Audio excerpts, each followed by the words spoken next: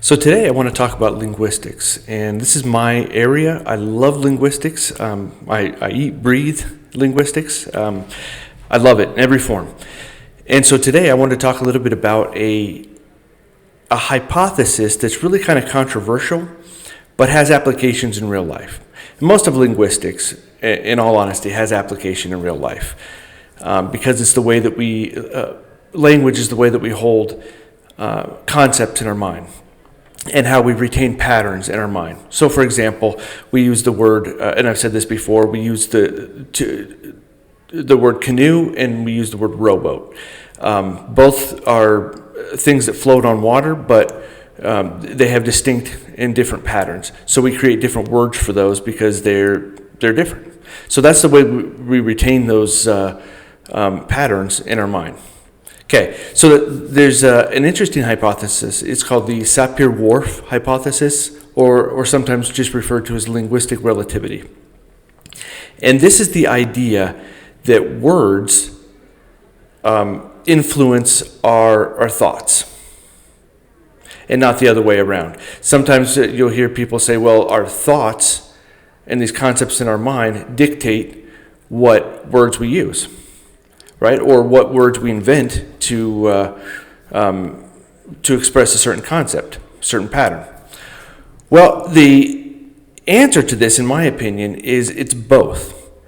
There is a give and take relationship here. So, for example, and I'm just going to give you a couple examples of this in popular culture so that you can kind of understand that. So when you go to a website and you're looking to purchase something, there's two ways that you could talk about a sale. You could either call it a sale, this product is on sale, or you could say there's a limited time offer on this sale. So offer versus sale. What do those, in your mind, what is the difference between offer and the word sale? They both mean the same thing. However, there's there's differences. There's differences in the pattern. There's difference in the way we react to those words. Same thing with maybe, the word maybe and the word perhaps. There's a distinction in pattern. Oftentimes we will look at the word maybe as kind of an everyday word, and perhaps is a little bit of it has some elegance to it. It is an elevated word. We will use that a lot more in academia. We'll use that in higher society maybe, and when with our friends, with our family, maybe. So there's these words that are used in different circumstances that have different meanings in our mind. However, there is, because a Sapir-Whorf theorem, hypothesis basically says that these words influence us. And so there is some proof of that. However, there's also different proofs that concepts in our mind, or our emotions, dictate the words that we're going to use. So the way that we're feeling can often dictate the words that we're going to use. But the question remains, can we change our reality by changing the words that we use? And I think that's a resounding yes. I think we can. Simon Sinek said one time, he was talking about athletes, and he was talking about how they get pre-event jitters, right? Their stomach kind of starts to feel a little off. They got some tingling in their stomach. They're getting a little apprehensive, and he goes, "What happens with nervousness?" It's kind of the same thing. You have this tingling in your stomach, you're apprehensive, and he goes, what would happen if we changed the word from nervous to excitement? Athletes will often say, I'm excited about this event, I'm ready to go. And people that aren't so sure of themselves say, I'm nervous, I don't know what's going to happen. It's the same feeling, it's the same symptoms, but the words that we use are different. And so we treat that concept differently. Likewise, in society, there's a linguistic change that's coming out, and this has happened for all throughout history. When people want to control a narrative, they'll change the words that they use. So, for example, and I'm not going to get political in this video, but I just want to point out the differences here. So, for example, in the abortion debate, you'll often hear from one side that it's a clump of cells. On the other side, you'll hear that it's a fetus or a baby, and these differences have everyday or have a consequence, right? So the action being performed is either on a clump of cells or on excuse me, or on a baby. You'll see this in the gun debate: an assault weapon versus a semi-automatic weapon. All the time, you'll hear this on every side because it's a way to control the narrative. You'll hear this with bullies. You'll hear bullies come out and say, you know what, you're ugly, you're stupid, you can't do this. This happens a lot with narcissists, and you're not capable. Whether it's the truth or not, that shapes our reality. The words that we use shape our reality. However, we can change that by evaluating whether those words are correct. So, for example, a bully comes along and they says, you're stupid. I've had people, tell me that. I'm sure everybody else has had, similar situations, and you have to evaluate that and say, no, not really. You're trying to use that to dominate me and to put me down and to control me, but that's not actually the situation. Or you're not, you're ugly. Well, maybe, but who really cares?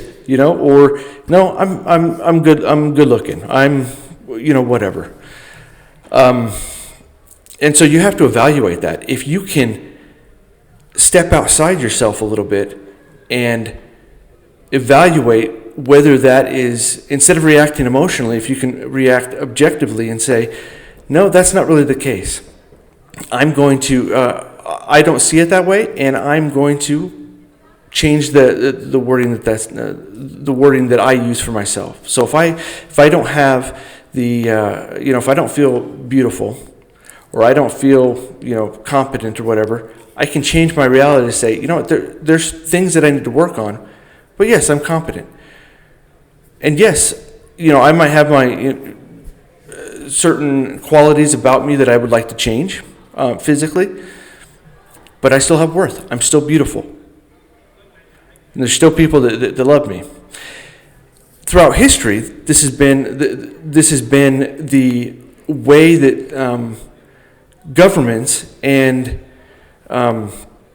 armies have conquered a land. So they'll go in and they will change the language. So, for example, Iran, and if you don't know, there's two languages that are spoken there: Farsi and Arabic.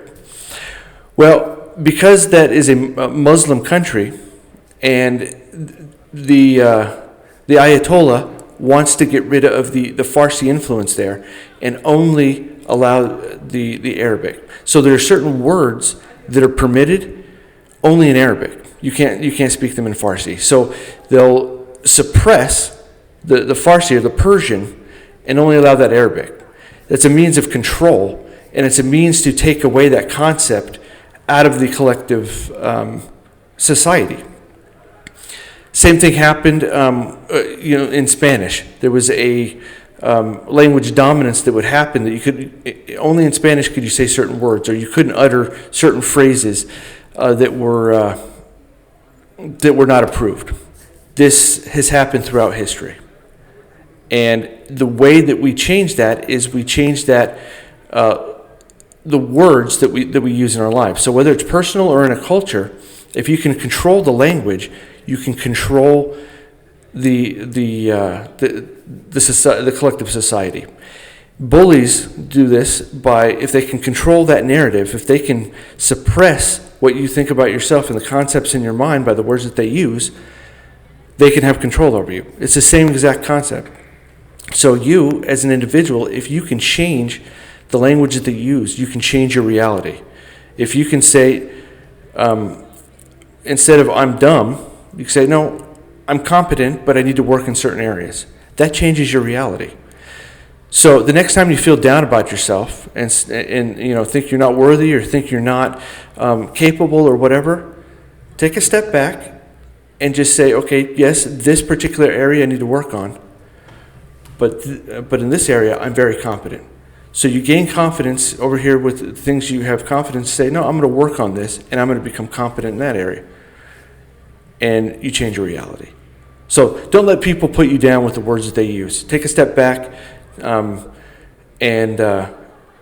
change your reality through the words that you use.